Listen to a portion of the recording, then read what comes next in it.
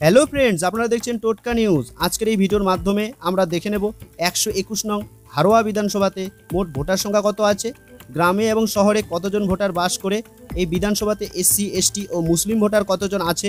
তাছাড়া আমরা দেখে নেব এই বিধানসভাতে 2021 বিধানসভা ও 2024 লোকসভা ভোটে কেমন ফলাফল হয়েছিল। তাহলে আসুন এক এক করে সব দেখে নিই।